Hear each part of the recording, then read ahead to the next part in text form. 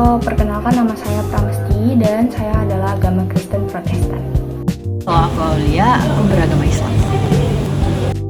Halo, nama saya Hieronymus dari agama Katolik.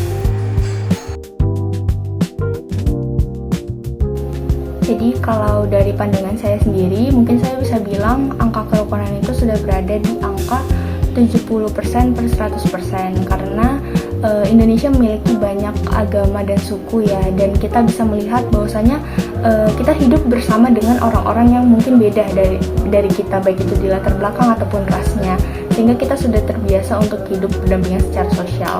Meski memang masih ada di beberapa daerah atau mungkin di beberapa agama itu yang masih terdapat konflik agama, sehingga tidak bisa kita bilang 100% sudah terjalin kerukunan.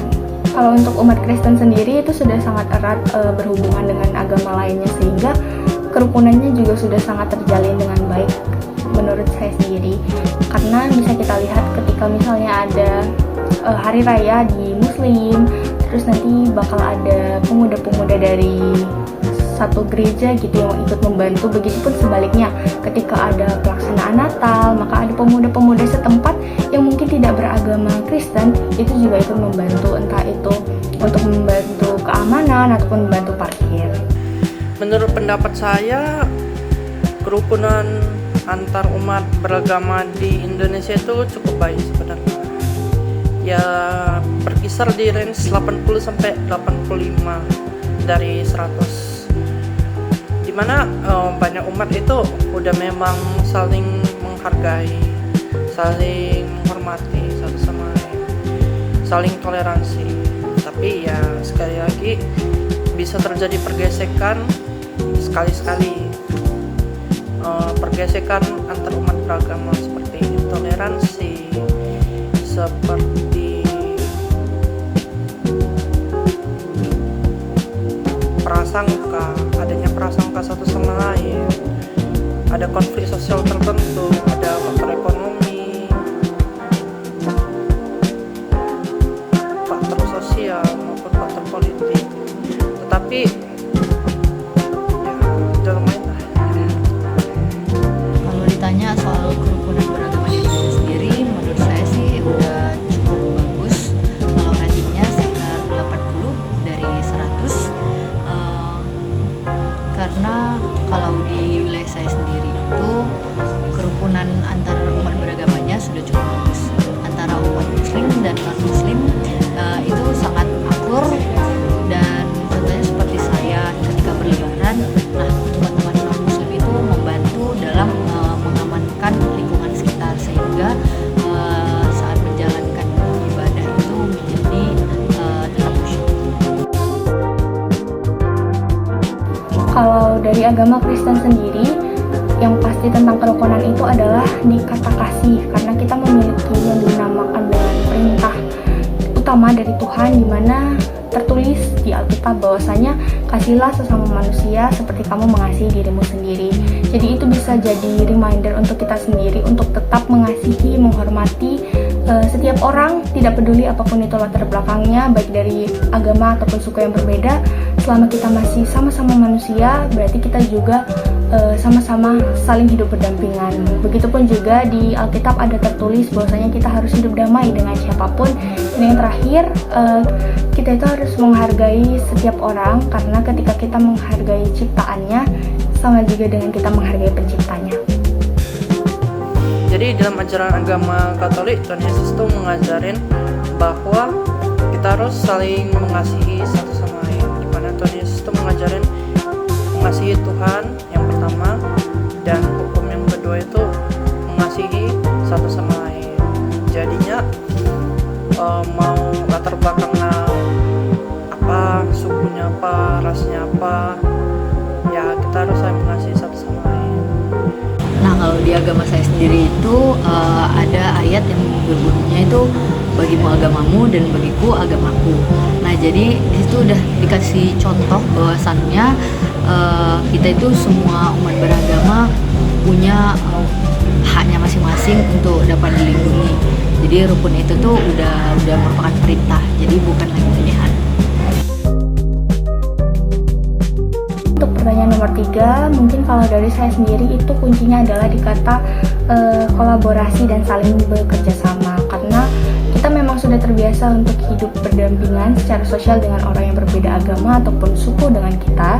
Jadi bisa dimulai aja dengan hal-hal kecil, mungkin bisa dengan cara menyapa, kemudian bertukar cerita atau bertukar pikiran tentang apapun itu, dan kita bisa melakukan gotong royong, mungkin itu bisa membangun rasa saling menghargai dan saling menghormati antara yang lain, dan akan tercipta toleransi yang lebih baik lagi, tidak hanya toleransi pasif saja.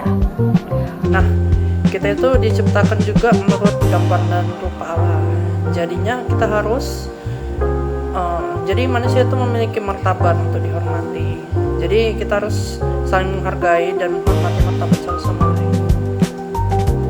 Terus untuk membangun kerukunan sendiri, caranya tuh bisa dengan sering berkumpul bersama warga-warga non-muslim lainnya, terus membangun bonding misalnya dengan bebersih, kerja bakti, gotong royong, kemudian ya saling menghargai aja dalam ibadah masing-masing agama.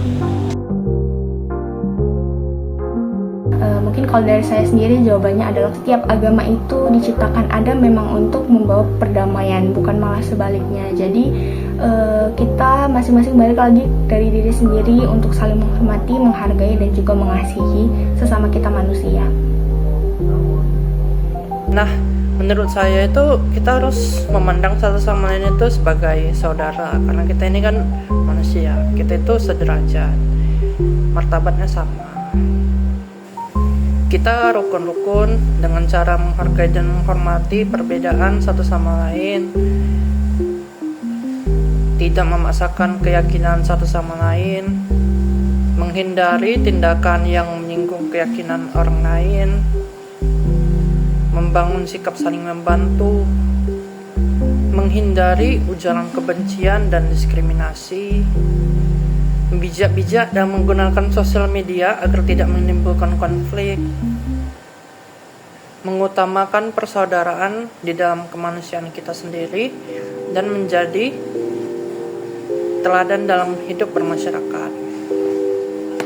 Nah, dengan kita menjadi pembawa damai, dengan kita hidup penuh kasih, persaudaraan, toleransi satu sama lain, menghargai dan menghormati perbedaan satu sama lain, kita itu bisa menjadi salah satu pembawa damai di tengah masyarakat.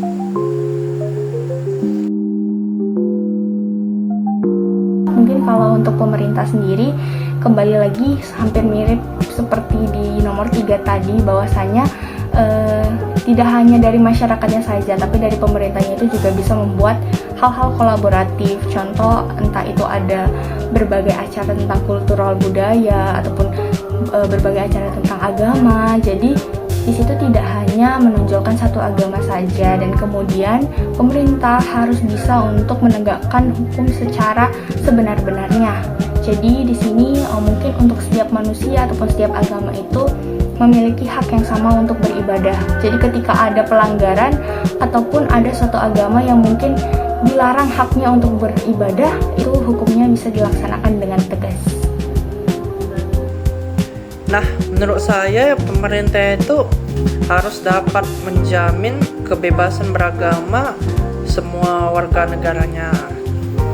Setelah dijamin kebebasannya, dijamin keamanannya juga antar umat beragama, bebas menjalankan agamanya masing-masing. Lalu menegakkan hukum secara adil tanpa diskriminasi satu sama lain, tanpa mendiskriminasi salah satu agama, salah satu ras atau yang lainnya. Lalu memfasilitasi dialog antar agama. Pemerintah itu bisa jadi fasilitator antar dialog beragama agar tidak terjadi yang tidak diinginkan dan lebih memahami satu sama lain. Lalu memberikan pendidikan dan penguatan secara toleransi lah. Jadi nilai-nilai Pancasila, persatuan, persaudaraan itu perlu terus ditingkatkan dan memang perlu diperkuat. Lalu melindungi kelompok minoritas maupun mayoritas, mau minoritas suku, agama, ras, dan lain-lain. Saya kira itu jawaban saya. Kalau untuk pemerintah sendiri sih mungkin bisa jadi penengah ya antara kedua belah pihak yang mungkin bersenggolan, jadi penengah yang adil. Jadi yang contohnya yang bikin rusuh, yang bikin gak akur dan bikin perpecahan itu ditindak tegas aja sih sama pemerintah kalau bisa. Terus ya intinya kalaupun memang kita ada perbedaan, tetap menghargai masing-masing pendapat aja supaya nggak terjadi perselisihan.